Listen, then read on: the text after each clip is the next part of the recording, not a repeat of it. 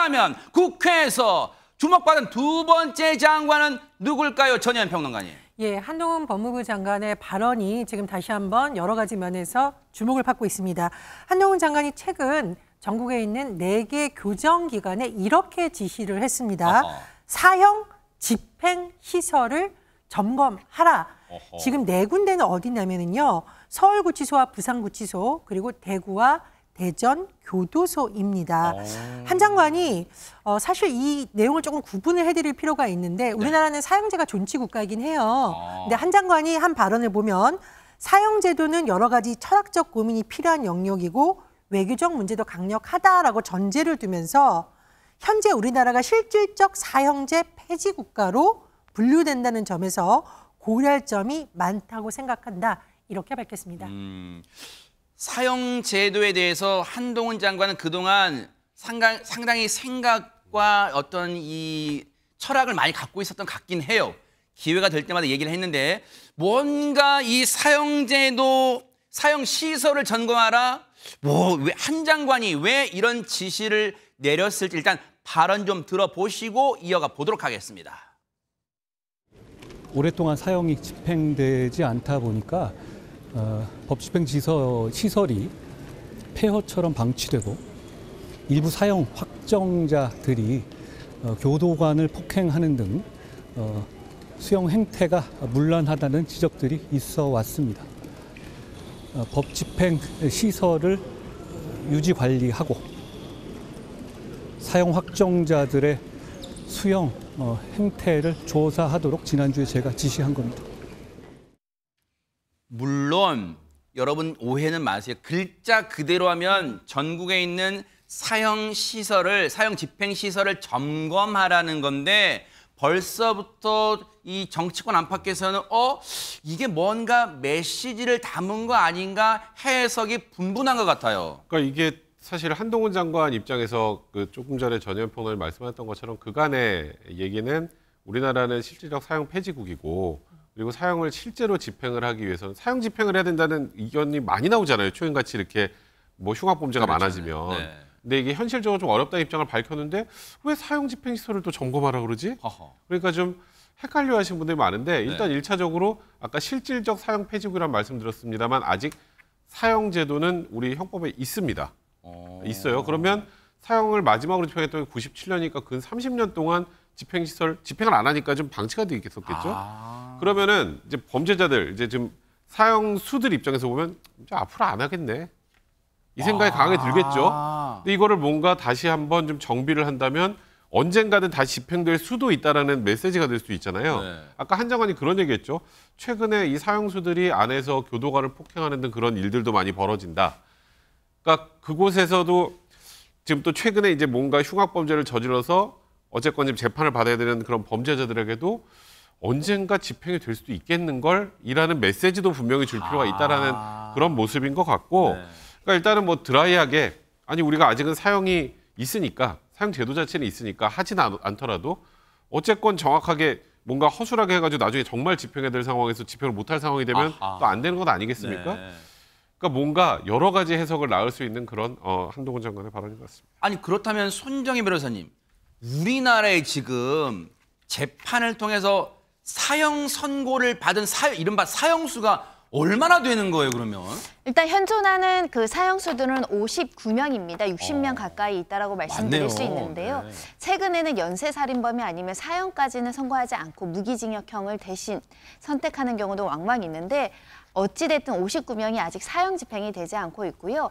사형도 집행에 시효가 있습니다. 30년이 지나면 사형 집행을 못한다라는 문제도 이제 있기 때문에 여러 가지 그 논의가 있어야 되는 시점들은 맞지만 일단 우리나라 같은 경우는 1997년 12월에 20명 남짓을 이제 사형 집행하고 그로부터 26년간 사형 집행을 하지 않아서 세계적인 기준에서는 사실상 사형을 집행하지 않는 국가로 분류되고 있어서요.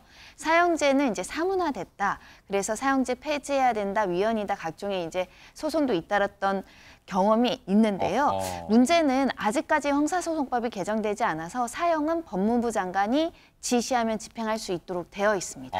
그래요? 예, 그렇기 때문에 법무부 장관의 권한이고 법무부 장관이 형 집행시설에 대한 관리 감독을 할 수 있는 권한이 있기 때문에 점검을 지시했던 것 같고요.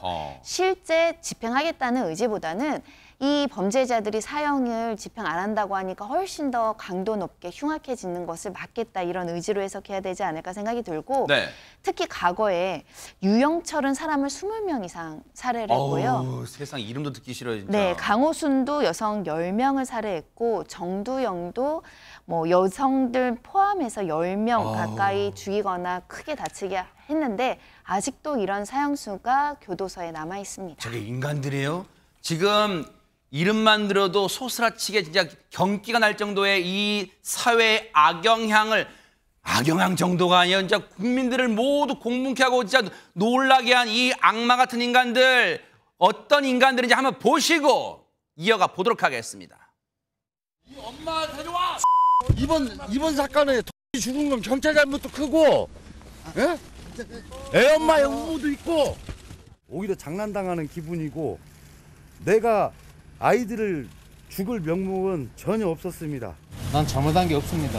어떻게 잘못한 게 없어요, 나. 나한테 살아야 돼. 출하고 있어.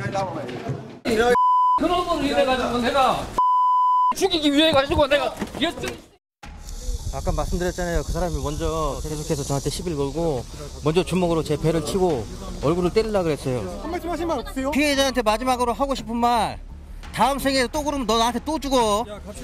이번 사건은 흉악범이 양아치를 죽인 사건입니다. 나쁜 놈이 죽인 사건이에요. 상대방이 죽을 짓을 했습니다. 반성하고 있지 않습니다. 그 유족들한테 미안하지 않으세요? 전혀 미안하지 않습니다.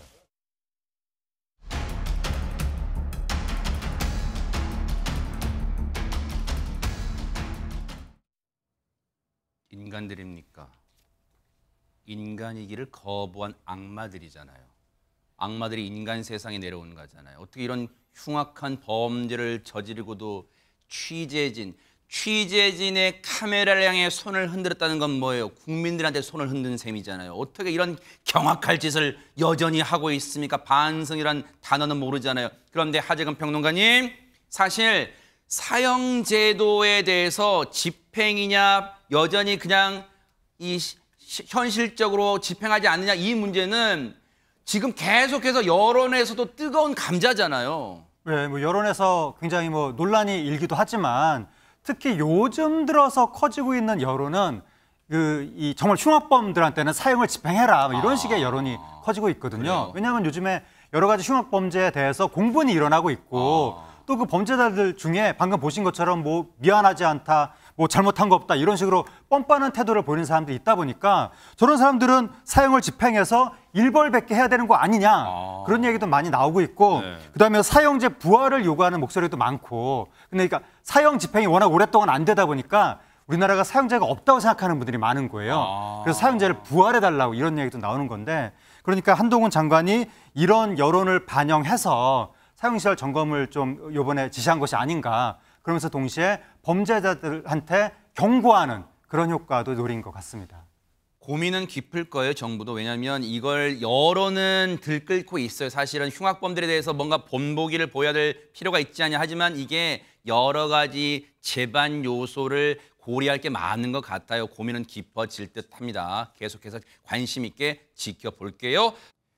보고 계십니까? 대박 사건. 네, 안녕하십니까? 김명준입니다.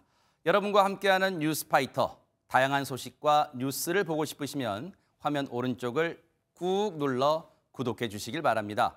TV로도 유튜브로도 여러분께 한 발 더 다가가겠습니다. MBN 뉴스와 뉴스파이터를 사랑해 주셔서 고맙습니다.